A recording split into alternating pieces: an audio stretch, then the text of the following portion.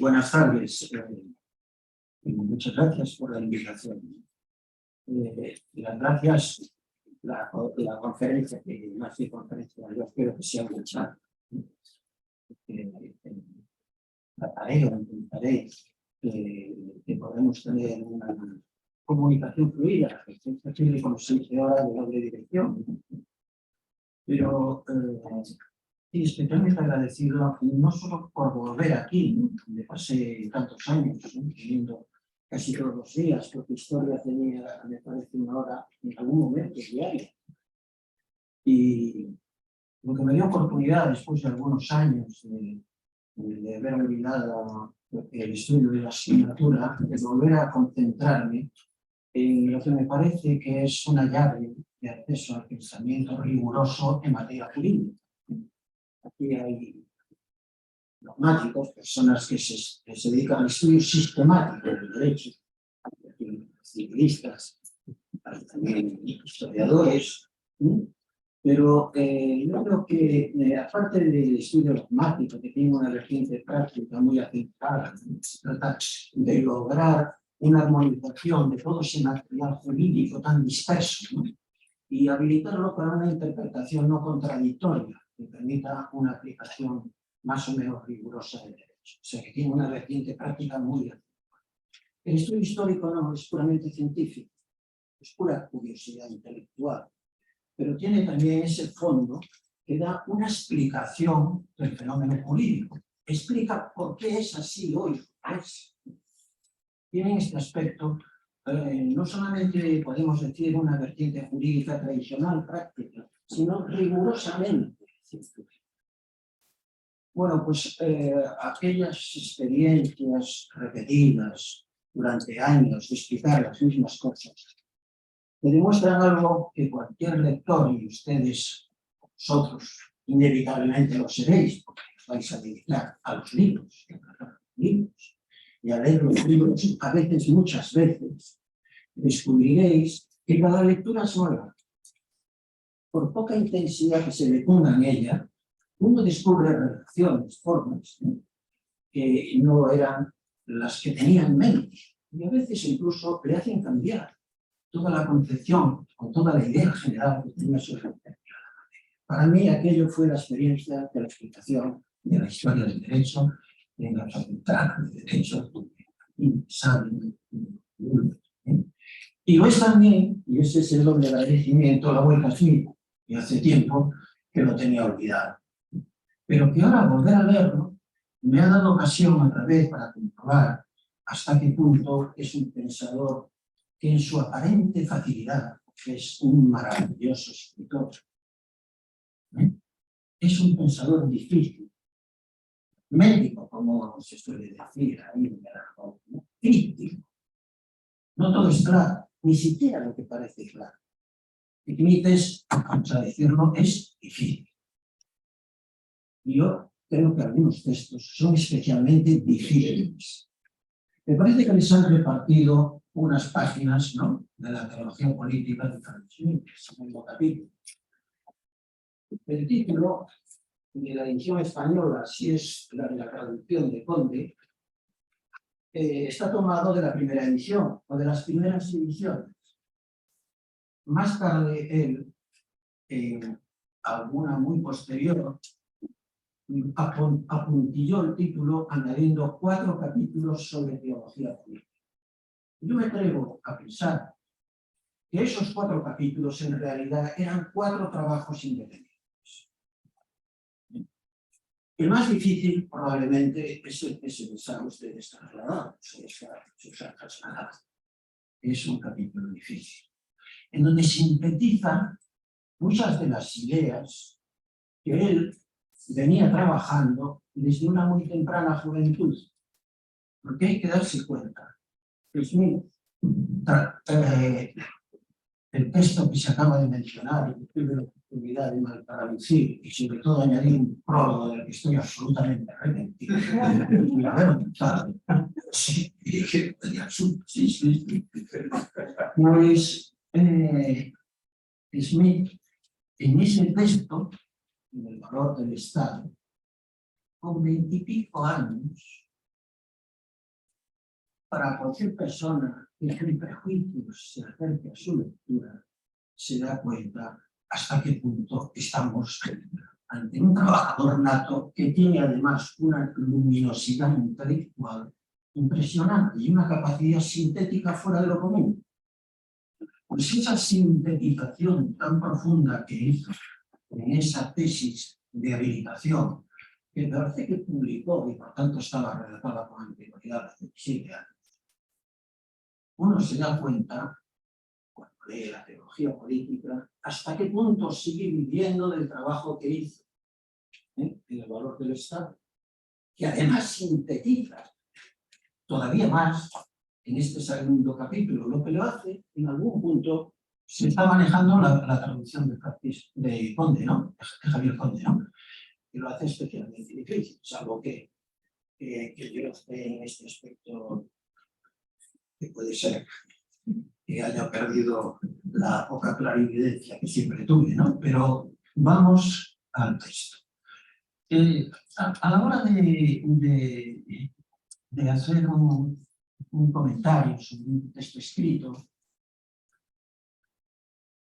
la forma habitual de la exposición es la lectio y el comentario. Los juristas estamos muy habituados a eso. Nos manejamos con lo que se llaman fuentes dogmáticas. De ahí, la posibilidad a la teología. Una sentencia del Supremo se conecta. Herético, se conecta. Y un texto legislativo pasa exactamente lo mismo. Pero la lectio, el respeto casi sacralizado al texto, indica o proyecta una forma de exposición que pronto quedó desacreditada por la aparición, la reaparición con fuerza frente a este estilo puramente medieval del Renacimiento del siglo XVI y XVII, que descubrió esa otra forma de acceso, vamos a llamarle, a la comprensión, sea el texto o cualquier otra cosa, que es el diálogo. El diálogo, de origen especialmente platónico, y que precisamente porque es dialéctico, porque hay posiciones contrarias, porque uno lleva la contraria al otro, y en esa contradicción, por así decirlo, se afinan los conceptos, se agudiza la conversación. Es una forma especialmente, vamos a decir, productiva de comprensión de un texto, de cualquier otra cosa, como un contrincante que te pone en dificultades. Dialéctica es eso, fundamentalmente. La dialéctica es de origen platónico. Luego, es una palabra que, como veremos, con la que nos van a ocupar, ha sufrido transformaciones semánticas brutales, pero su origen fundamental es contradicción en la conversación. Como decía un buen místico alemán, en la contradicción da lo mejor posible. Bueno, vamos ya con nuestro texto. Este intento de que se formen diálogos o que ustedes intervengan cuando quieran, cuando les parezca, que es el germen y el origen del dialéctico, yo lo voy a tratar de promocionar haciendo, por así decirlo, capítulos de cada uno, o apartados de cada uno de los temas que considero esenciales en esas páginas que están repartidos ustedes, y que algunos probablemente habrán leído, ¿no? Voy intentando advertir cuando entre en cada uno de esos problemas con anticipación que lo estoy haciendo. Bueno, el primero de ellos se centran en las primeras 4 o 5 líneas, en donde ya están casi todos los motivos sicilianos ahí concentrados. En 4 líneas. Claro, que no se descubren para el lector nariz. Si uno viene de lejos, ve ahí todas las resonancias, de lo que luego, con posterioridad, irá tratando más bueno, con más pormenores. Y algunos de sus discípulos. Él empieza diciendo que, hablando de la relación entre la política en sí, la política y la teoría, y pone de relieve hasta qué punto hay una relación íntima entre los acontecimientos políticos y la teoría política, más o menos científica. Y hace un apunte, una llamada de atención sobre algo, sobre lo que luego trabajaremos. Dice, cuando los conceptos políticos, dice, me parece, y las categorías políticas se formulan en función de la impresión que producen los acontecimientos políticos, dice, entonces dice, la discusión científica toma un aspecto puramente práctico, porque los conceptos persiguen fines determinados políticos. A medida que se exacerba la lucha política, la teoría política no queda indemne. Entonces, él dice, y es la conclusión, cuanto más acerba es la lucha, más se bifurca la teoría política. La misma situación de exacerbación de la lucha produce un doble efecto. Por un lado, antiformalismo. ¿Qué quiere decir con esto? Lo expresa en una línea, un poco entrecortadamente, pero lo que viene a decir es la política o la teoría política se priva de la política. Lo que importa de los conceptos políticos es que son armas en la lucha política. Son instrumentales. Interesan los conceptos que refuerzan nuestra propia posición. Los demás son obstáculos y hasta estorbos. Pero dice, y al mismo tiempo de esa situación se produce una reacción contraria. Y dice, y se produce una reacción antiformalista. Una defensa de los juristas de su propia profesión. Que tratan de huir de la intensidad de la lucha política, tratan, por así decirlo, de salvar la solvencia de su teoría de esa tergiversación que produce la instrumentalización de la teoría por la política. Y entonces perfilan los conceptos, los hacen extremadamente formales. Un intento de huida de la política, pero también de precisión conceptual, de objetividad científica. Y por eso hay que concluir indirectamente, aunque no lo diga, que son momentos especialmente productivos para la teoría política rigurosa y objetiva. La defensa de la política, porque tenía un libro, El político y el científico, sobre él trazó casi toda su forma intelectual. Nietzsche, discípulo de Weber. Trata el tema del maestro, incidiendo todavía con más fuerza en la necesidad de, en la tempestad política, de mantener el realismo político y la rigurosidad. Bien. Yo creo que ese segundo capítulo es interesante hoy, aquí, en nuestra situación política general, porque cuando hablamos de regla y excepción, como veremos, hablamos fundamentalmente de un gran arcano de la teoría política, de la soberanía.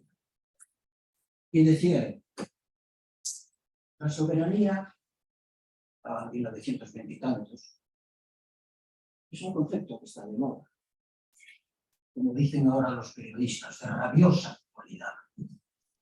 Pero hoy sigue estando, ha reaparecido con fuerza, no solo en España, por los acontecimientos que no es necesario mencionar, que están en la cabeza de todos, pero piensen en Ucrania. Ha reaparecido la soberanía limitada, los grandes espacios de influencia, la idea de hegemonía de un Estado sobre los demás, que limita su capacidad de decisión. El reparto de los espacios globales. Soberanía limitada. Ucrania es soberana o su soberanía debe ser limitada. La teoría que fue utilizada por la Unión Soviética en sus momentos de máximo poder para justificar su posición hegemónica en el bloque que podríamos llamar oriental, o los que prefieren comunista, o algunos. Bien. Y ahí viene la idea, una cascada de ideas smithianas que están implícitas en este planteamiento. ¿Por qué la actualidad y la política hacen de la ciencia política, de la teoría política, una teoría tan dependiente de la situación? ¿Por qué la teoría política está tan al albur de los acontecimientos políticos? Y ahora viene lo que podríamos llegar un segundo escalón smithiano, en donde van a reaparecer una serie de ideas que él no va luego a explotar, pero sí lo que yo llamaría, esa palabra porque les tengo casi cariño personal, aunque no los conozcan, a sus discípulos más excelsos, van a conseguir elaborar un conjunto de ideas que durante algún tiempo han tenido enorme influencia teórica, pero también política. Y es la teoría del presente. ¿Qué es eso de la teoría del presente? Pero el tiempo es siempre presente, ¿verdad? El futuro no existe todavía, como el pasado, lo sabemos a cumplir, ¿no? Lo único que hay es presente. Pero el presente no es siempre el mismo. No tiene la misma movilidad. Hay periodos, dice Smith, de aceleración y periodos de deceleración. Hay momentos en que, por así decirlo, como lo que se atreve alguna vez a llamar síndrome psicosocial, en donde los pueblos y las gentes se mueven por el futuro, por sus expectativas, más que por su pasado. Hay periodos de aceleración histórica. En otros momentos, en cambio, periodos de estabilidad, en que el pasado, lo conocido, es estable y da seguridad y confianza. Claro. Este es el primer teorema que hace. Esos juegos de aceleraciones y deceleraciones permiten lo que a su vez él utiliza como paralelos históricos. ¿Qué quiere decir con ello? Que esas aceleraciones, periodos de aceleración y de deceleración, permiten saltos históricos al pasado, a veces de una enorme amplitud. Vamos a poner un ejemplo. Él utiliza. El socialismo aparece con un libro que se llama El Nuevo Cristianismo, de San Simón. El Nuevo Cristianismo, su formulador, Sege y propagandista, acoge, socialista, tópico, acoge para nombrarlo una palabra que hoy nos parece casi las antípodas de esa forma de pensar, cristianismo. Smith dice, es un periodo de aceleración, enormes expectativas, de falta de confianza en las soluciones del pasado, de proyección vital. San Simón no estaba escandinavo. Los siglos segundo y tercero, después de Cristo, hay la misma ebullición en los pueblos, en los ciudades. Se esperan nuevas cosas, novedades. La segunda idea es que este juego de aceleraciones y deceleraciones, esa necesidad de apuntalarse firmemente en el presente antes de enfocar el pasado y enfrentarse a los conceptos políticos, nos lleva a una prevención. Esta prevención la explotó un discípulo suyo que se llama Otto Brunner. Eso también otra gran cabeza. Y es el peligro del anacronismo.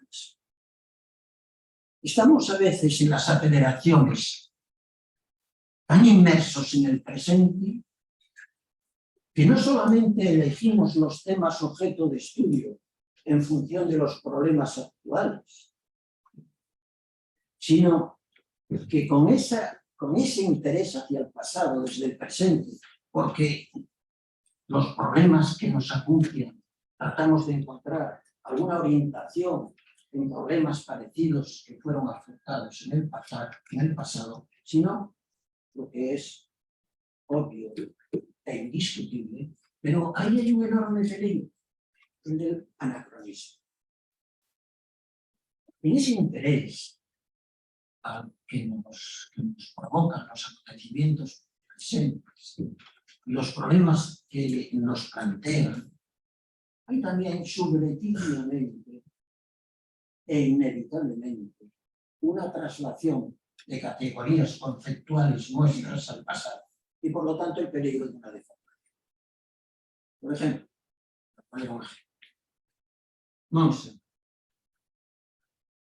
Mommsen es un premio Nobel, un historiador, un urbanista, un genio literario, ¿no? Era un liberal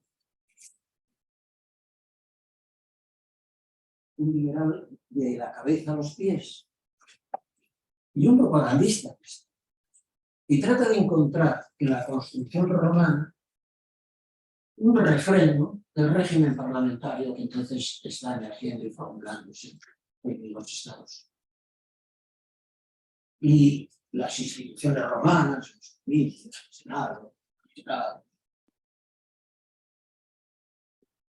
el tema de las garantías procesales y penales de los ciudadanos, todo eso enfoca como una especie de precedente del régimen que se está conformando en los estados europeos de extrema derecha, con la consiguiente deformación. Todavía un ejemplo más claro, los famosos derechos fundamentales y derechos humanos, que algunos trasladan sin más la Carta Magna, ¿no?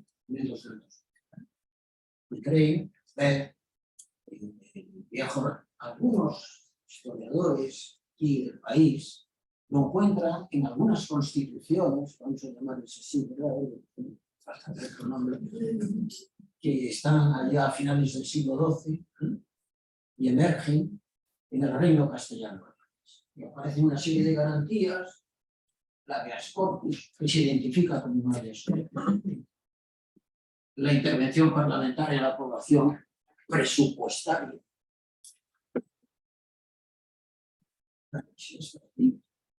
Y pueblos lúcidos que eran, por así decirlo, parlamentarios mucho antes de poder saber, y que en definitiva no eran más que la muestra de que el parlamentarismo es una constante histórica y que lo que sucedía en 1190 y tantos o 1212 es muy parecido a lo que está sucediendo en las formulaciones constitucionales que se producen a mediados del siglo.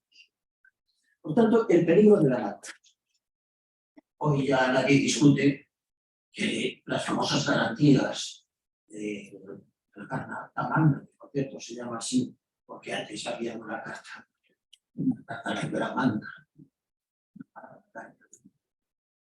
no es la conciencia importante por parte de los hombres del momento de que estaban haciendo una posesión, sino simplemente la articulación del régimen de garantías del mundo nobiliario, de los nobles. Pero en absoluto tenía una pretensión ni liberal ni democrática. Bueno, el tercer punto que interesa de esta primacía, de esta mediatización que el presente produce, y por lo tanto la política, en la teoría política y la teoría jurídico-política, está también en el problema de los cambios de significado. Precisamente porque el presente no es estable, es inquieto, ¿no? Es una palabra que gusta mucho a los filósofos del XIX, la inquietud del presente. Es estable. Esa idea de la inquietud, de aceleraciones y de deceleraciones, nos debe llevar a otra idea importante. Que los conceptos jurídico-políticos, precisamente porque son dependientes de la política, son una forma de entrada. Su estudio, la comprensión de su significación, es una forma de entrada en la propia política, porque la refleja. Hay una escuela austríaca que se ha decidido a hacer simplemente semántica histórica. ¿Qué quiere decir eso? Que hace una historia de los cambios de significación de las palabras más importantes de la teoría jurídica. Una especie de diccionario jurídico-político e histórico. Porque cree que en esas alteraciones de significado, ella llaman semántica histórica. Claro, a veces mucho mejor que en los propios textos legislativos y constitucionales de la evolución política, lo que le permite construir, lo que le permite, y vuelvo a enlazar con el texto que les han repartido, lo que le permite concluir así. La evolución del significado de los conceptos no es fruto de un desarrollo inmanente, de una esencia lógica que estuviera inmersa en la palabra. La historia no es la explanación de ese significado último, esencial, que a partir de las sucesivas experiencias iría aflorando poco a poco, ¿no? En su significado verdadero, no. Los conceptos y la historia y la semántica histórica no tienen por misión hacernos presente, ¿no? Una esencia que estaba escondida en ese magma, ¿no? Por así decir, depurándose a lo largo de tiempos, no. Hay un desarrollo inmanente, lógico, en el concepto. La mensajería. Hay un desarrollo inmanente en el concepto. Los conceptos son expresión de las luchas políticas y sus cambios de significado son cambios de significado provocados por la lucha política. Los derechos de la nobleza no son los derechos hoy de las democracias liberales. Claro que no.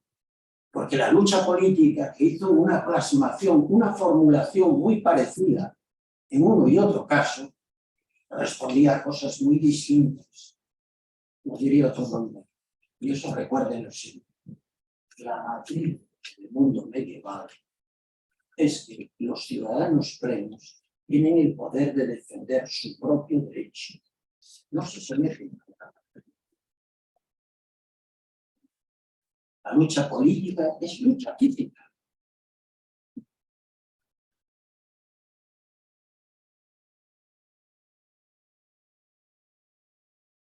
No quiere decir lo mismo propiedad entonces que ahora. Hoy es, teóricamente, un concepto preciso, que tiene un contenido preciso y una acción precisa que lo defiende. Cuando la defensa de un derecho depende de uno mismo, la propiedad se confunde fuerte. Porque de derechos humanos, le llaman la GB. ¿Qué quiere decir eso de la GB? Pues que uno, propietario o poseedor, lo es en la medida en que tiene la capacidad para hacerlo respetar. Bueno, y entramos en el concepto de soberanía, que es teóricamente el tema que hoy nos es soberanía. Bueno, la soberanía es otro de esos conceptos fuertes, ¿no? Ya lo habíamos dicho, ¿no? que vuelve a estar otra vez de actualidad. ¿Cuándo surgió eso de la soberanía y por qué surgió? Y dices, la soberanía es un concepto que él entiende central, y ahí se usa con Kelsen. Aquí en el ¿cómo le llaman esto?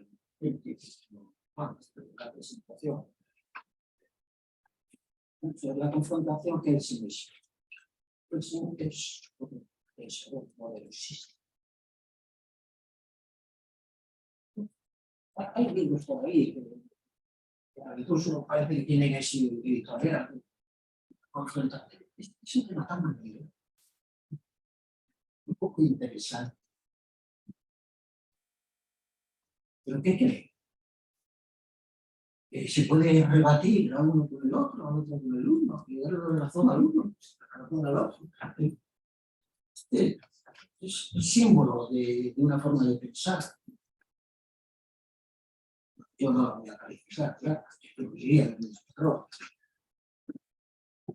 Pero tiene una fecha de Kelsen, y sobre todo tiene los objetivos de Kelsen, concluye forzosamente. Ya lo veremos. Si uno parte, en cambio, de los presupuestos de Smith, obviamente, el discurso se formula en paralelo. Es verdad que ellos tuvieron algún tipo de roce, enfrentamiento personal. Probablemente no sale muy airoso Smith de ese enfrentamiento. Pero lo que es cierto es que, aparte de algún calificativo al que Smith es muy asiduo, y habla de simplismo. Pero también, si lo leen neutralmente y objetivamente, la consideración con que trata.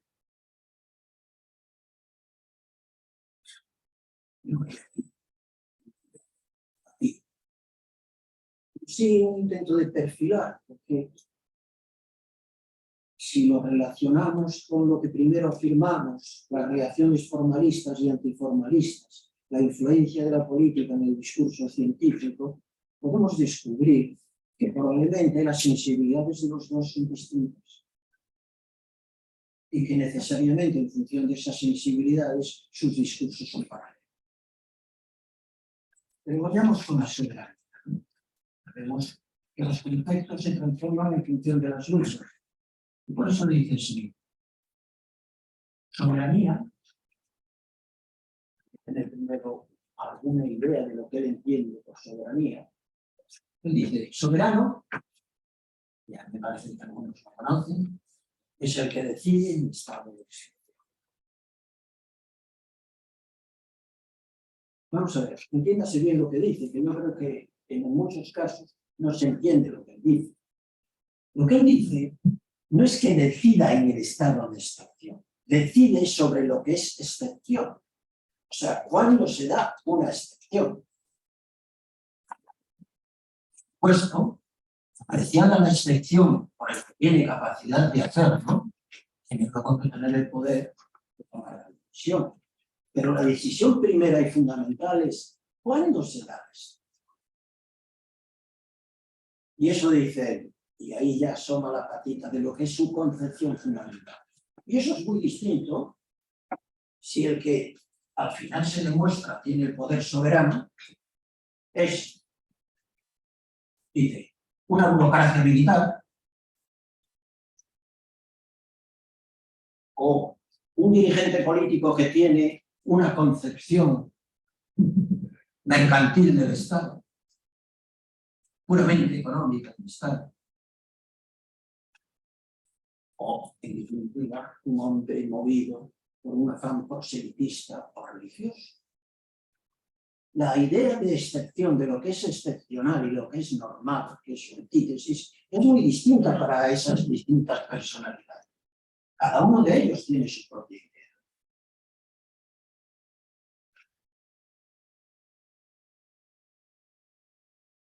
Y entonces, en unos párrafos muy apretados, que él desarrollará en otro libro que yo recomiendo, Sermones de la Tierra, ¿no?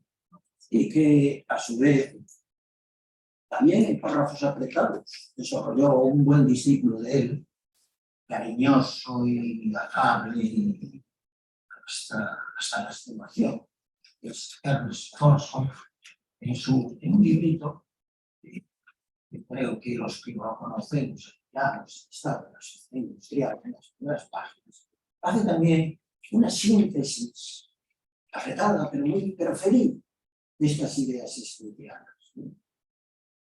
Dice, él empieza diciendo, y ahí lo digo, cuando vuelvo a repetir, el concepto de soberanía, que es el puente entre la excepción y la regla, entre el hecho y el derecho, porque dice, soberano, el soberano, teóricamente está dentro de la Constitución, pero ejerce sus poderes en una situación anticonstitucional o no constitucional. Ya veremos qué efecto tiene, cómo hay que interpretar. Es decir, es un concepto puente entre la regla y la excepción.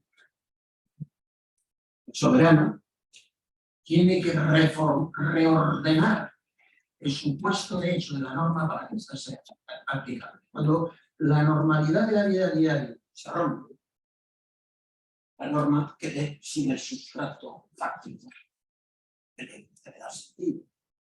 No se puede aplicar una norma al caos. Tiene que haber una normalización de base.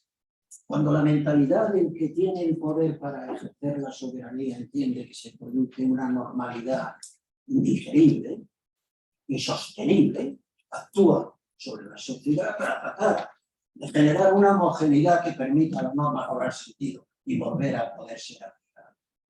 Es el puente soberano entre la excepción y la regla.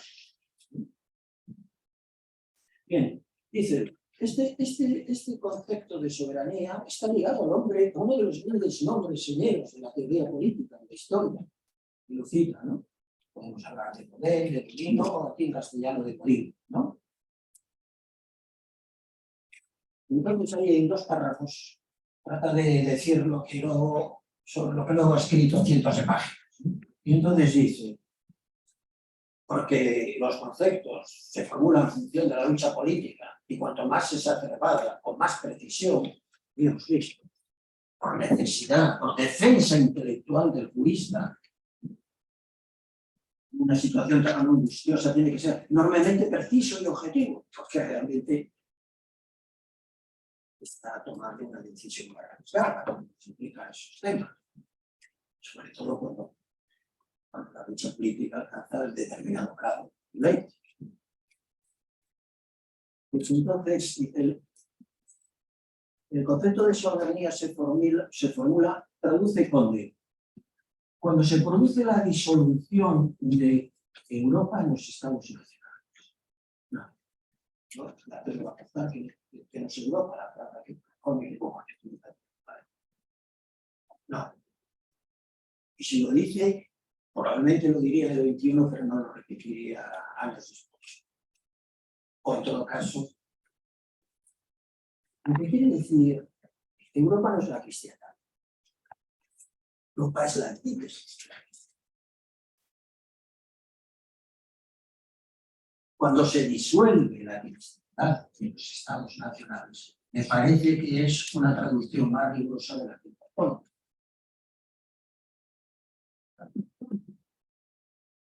Luego dice la frase aclaratoria, la lucha contra el príncipe y contra los estamentos. Contra los estamentos. Contra los estamentos.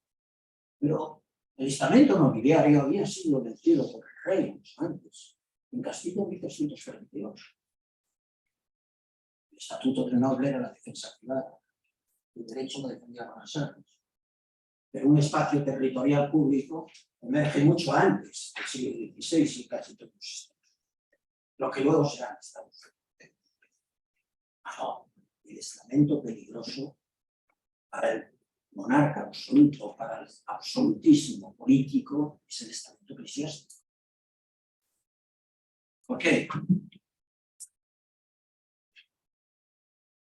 Porque precisamente sus centros de dirección están fuera del territorio. Y él lo que pretende es crear un espacio público seguro en un territorio con fronteras. Es un centro de decisión extraterritorial. Y eso, la prueba más palpable, lo demuestran las guerras que se formulan, se producen en Europa a partir del siglo XVI. El otro día estaba en una fundación y tuvimos una discusión sobre un buen amigo pretendía que España, en la restauración, era ya un país que no tenía ningún motivo para acomplejarse frente a los demás estados y naciones europeas. Probablemente sea cierto, él utilizaba números económicos, ¿sí?, para decir que era ya una potencia homologada a los demás estados europeos. No puedo discutir esos números. Pero no se puede confundir la tradición histórica española con la tradición histórica. Precisamente, en primer lugar, de todo, porque la experiencia política es distinta. En España, grábenselo, no ha habido guerras.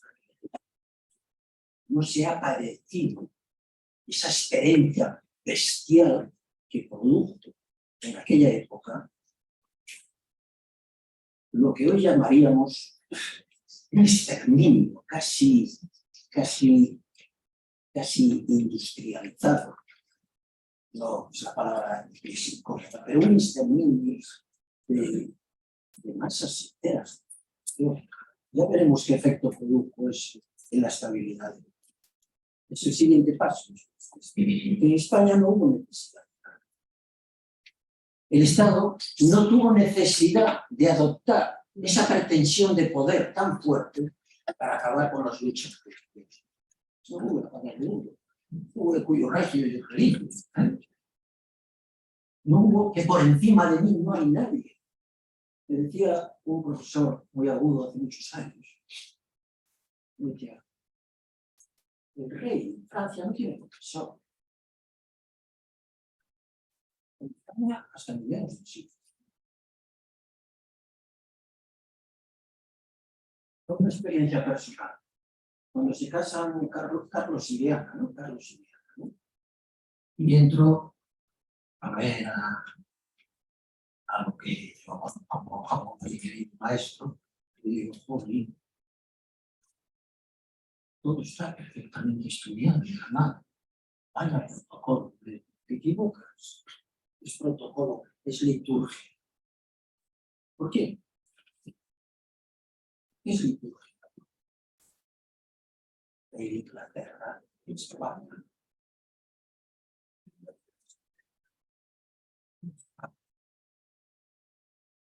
la desobediencia al rey no solo es un crimen, es un pecado de Dios.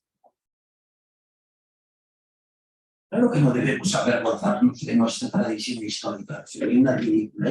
Es una tradición histórica distinta, con sus altibajos, pero evidentemente con momentos muy prósperos y con decisiones políticas no muchas veces adoptadas libremente y absolutamente, sino en función de las circunstancias oportunas y elogiables.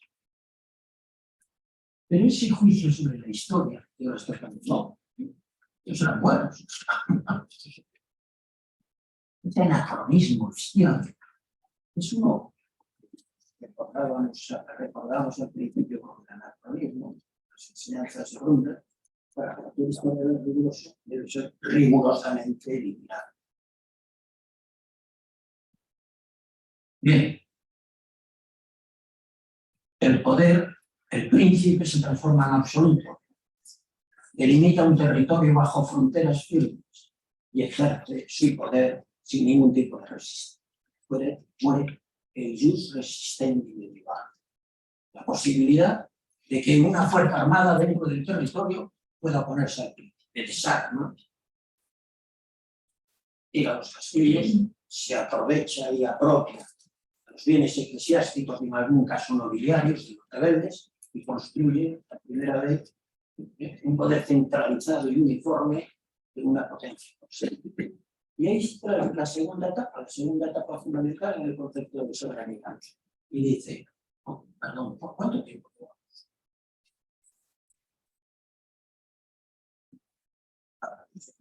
Acelerar, ¿verdad? Rapidísimo. ¿Qué? No, rapidísimo. Se puede acercar un poco el pero ¿Ah? Sí, no, acerques el micrófono.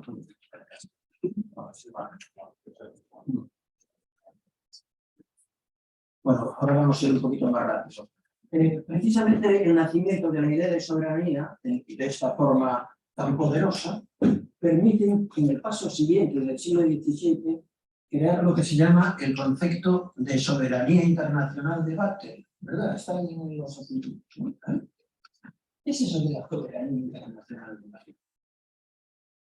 Han pasado las luchas de la religión, España ha obtenido la paz de los Pirineos. ¿Qué es eso de la soberanía del derecho internacional? Pues que después de aquella terrible experiencia que tuvieron los europeos, se intenta conjugar un orden, desaparecida la autoridad indiscutible del papado, se intenta instalar un orden en Europa que permita una humanización de los enfrentamientos bélicos entre los estados. ¿Y cómo se articula eso? Pues trasladando un poco las categorías del mundo medieval a las relaciones entre estados. Nunca se han preguntado por qué los desfiles militares y por qué los militares son uniformados. ¿Qué es el uniforme?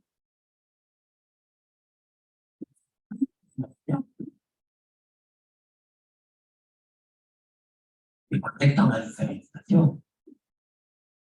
Llega, que late, implícita en el derecho de guerra de la Europa de los siglos siguientes, en lo que se conoce como el jus público europeo, es precisamente la limitación o protección de la guerra bestial, civil, de la guerra justa, de las dos bandas, que los bandos que se enfrentaron a las guerras de religión les habilitaba para la confusión del enemigo con el criminal. El enemigo no es criminal. La guerra deja de ser justa y se transforma en guerra en forma.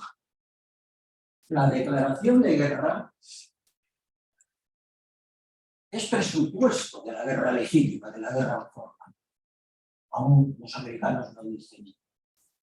La tradición japonesa.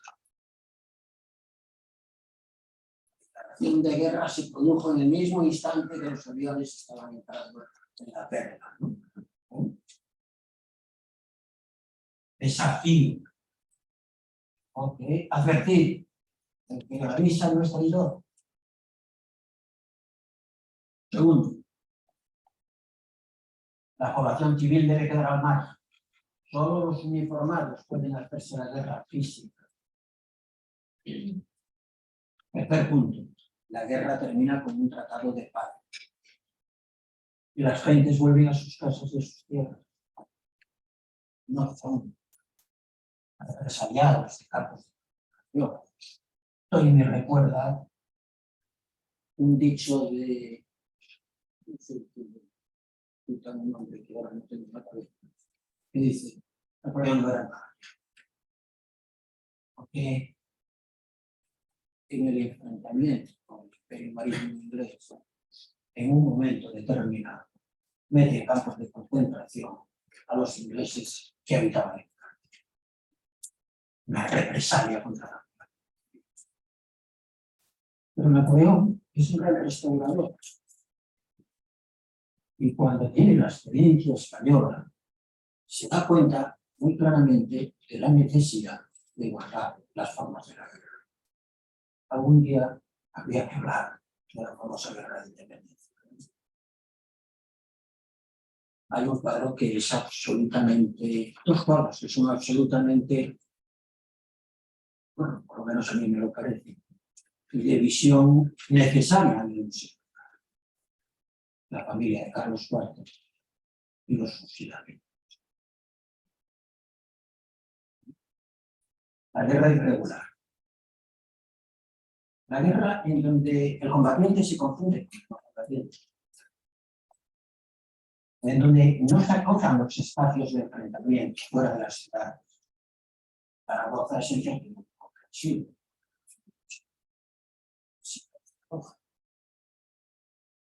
Eso no quiere decir que hagamos un juicio negativo sobre la reacción de pueblos que mueren en la guerra.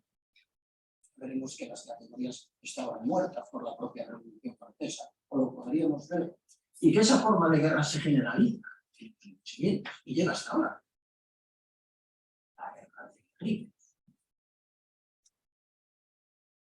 Bien, por lo tanto, la soberanía de derecho, la soberanía tradicional de Godin, se pasa al campo internacional y se construye una familia de estados europeos, el bus público europeo, que guarda ciertas formas ahora de ventilar sus disputas territoriales y sus enfrentamientos. Está su primera guerra, pero la cota, la limita. Bueno, tercera evolución del concepto de soberanía, tercera etapa del concepto de soberanía, dice Pesino, está ahí también. 1871, la Federación Alemana.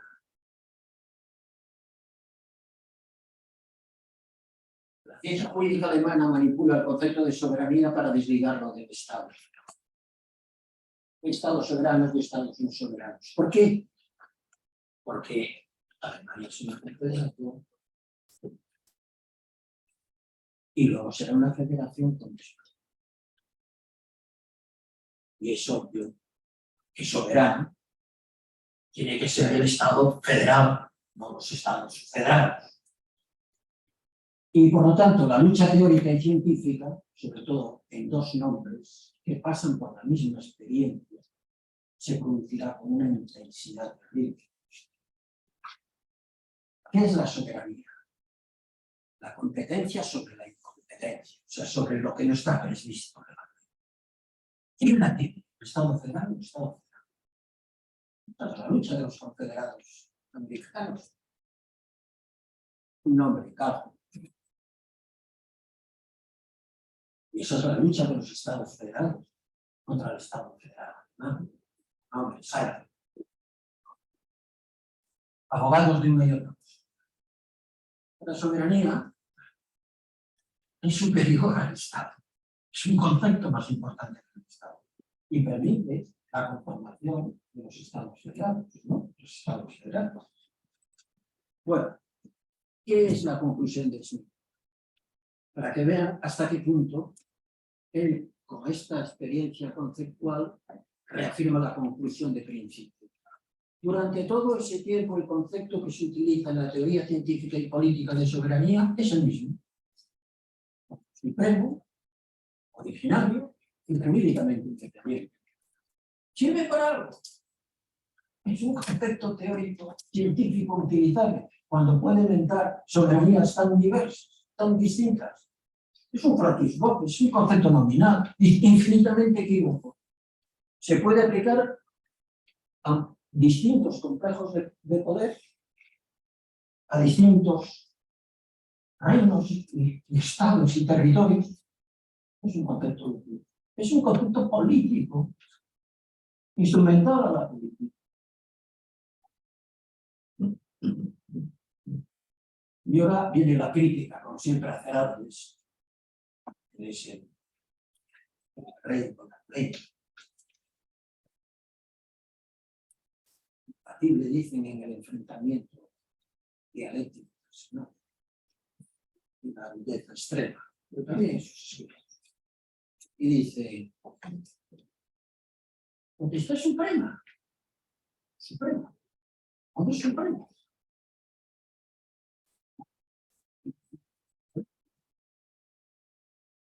Es un entramado de causas y efectos. Hay causas principales, causas secundarias, pero un poder supremo absolutamente independiente, único, que domina todo el curso natural de las cosas no existe ni en la física, vamos a decir, en el ámbito social o político. No hay un poder, traduce conmigo, incontrastable, no, yo prefiero decir irresistible, que anticipe forzosamente un efecto. Los efectos, y es otro de los grandes arcanos de Smith, siempre se las van de las manos. Él habla de la heterogonía de las intenciones. Siempre sucede algo más o algo menos de lo que pensamos. El futuro no se deduce del pasado. Hay un salto lógico. Poder supremo, incontrastable, dice Conde, irresistible, decimos nosotros, que funcione con la seguridad de una ley física y produzca un efecto que puede ser anticipado y ya está descontado. Pero luego dice, poder supremo, poder. Oiga, no se trata de eso. El poder, la fuerza no orgulle derecho. Y entra la diferencia con que es el poder no orgulle derecho. Ahí lo dice. Y entra el poder soberano, está dentro del derecho, aunque actúe cuando la situación se desboca y es jurídica y fuera del derecho. El poder tiene que ser un poder legítimo para ser plenamente soberano. Precisamente la unión del hecho con el derecho, del poder de hecho con el derecho, es el grave problema de la soberanía. Dice, y concluye él. Y ahí luego entra así el debate. Lo vamos a dejar aquí porque me parece que les gusta. O quieren seguir, o quieren parar. Yo creo que no está parar. ¿Qué? No, eso es una. Yo creo que solamente un apunte. Kelsen es el gran constructor del deber jurídico. ¿Qué quiere decir eso? Claro que los planteamientos de Smith no le gustan. Porque él lo que pretende es que para el jurista no haya más causa que el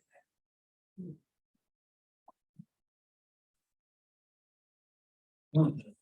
¿Por qué creen que uno de los elementos básicos del derecho es la jurisdicción? Y el emblema de la jurisdicción es la imparcialidad. La recusación de tal moda está, ¿verdad? La idea de que admiramos, repudiamos al sacerdote que no sigue sus convicciones y repudiamos del mismo modo al juez que sigue las suyas. ¿Sí? Un sacerdote que no lleva una vida acorde con sus condiciones recibe la repulsa general. El juez que sigue las suyas debería recibir la misma. Solo está sujeto a él. Fuera otro tipo de causas, fuera otro tipo de causas sociológicas, éticas, religiosas. El juez solo se debe al deber. Y por eso construye un concepto puro del deber jurídico y del derecho como sistema, en donde lo que importa es que la fuerza de conocimiento, por eso el derecho es una disciplina científica, todo ese magma inmanejable de leyes y normas pueda ser armado por el pensamiento jurídico como un sistema, en donde a partir de un vértice vamos a desarrollar y comprender todo el conjunto. Debe ser puro. La ciencia del derecho debe ser puro, porque solo están sujetos a un deber puro, que el de la ley y la norma. Solo hay un problema, dice el señor. Dos problemas. ¿En qué se funda todo este sistema perfecto? Esta pirámide escalonada de normas que van de arriba abajo y de abajo arriba. ¿En qué se funda? Y dice, yo creo que no es justo con Kelsen, dice, en una normatividad vigente. Una norma, dice Smith, que no tiene cualidades de contenido, y entramos en el derecho natural. Una norma que está vigente, que es positiva, que se obedece. Entonces, es eso de vigente. Eso es un hecho. No es un deber. Es una situación simplemente de hecho. Y todavía mucho más. Dice, y aquí les traje un libro de Rubio Llorente, porque me hizo mucha gracia leerlo. Es que es tan normativista.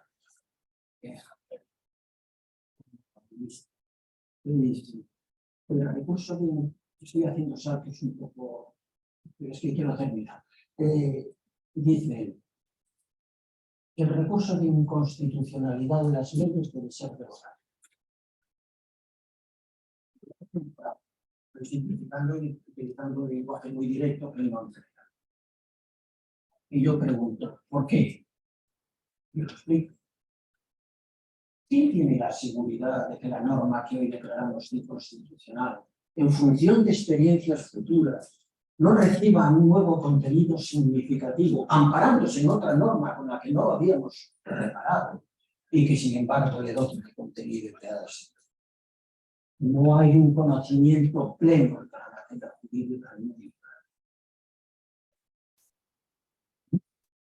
Podemos estar seguros de lo que hoy declaramos, de la norma que hoy declaramos inconstitucional, en función de la contradicción con un precepto determinado de la ley fundamental, no reciba, en función de experiencias futuras, un nuevo respaldo en otra norma en la que no habíamos reparado y que le da, en cambio, sentido y la justifica. No sé si explica lo que quiero decir. No hay, es cognoscibilidad limitada, el derecho es ilimitado, no es omnisciente el Tribunal Constitucional. Lo único que debe haber recursos de amparo, como en América. Resolver situaciones concretas, no tratar eso, expulsar del ordenamiento jurídico una norma en función de un caso que se tiene siempre presente y que en función de casos futuros puede recibir respaldo en otra norma distinta. Bueno, perdón porque yo no sé si esto salió como pretendía, pero no lo he intentado. Es que hablar de Smith no es fácil, no es una excusa, pero hablar de Smith no es fácil. Y no pasamos de las dos primeras páginas, ¿verdad?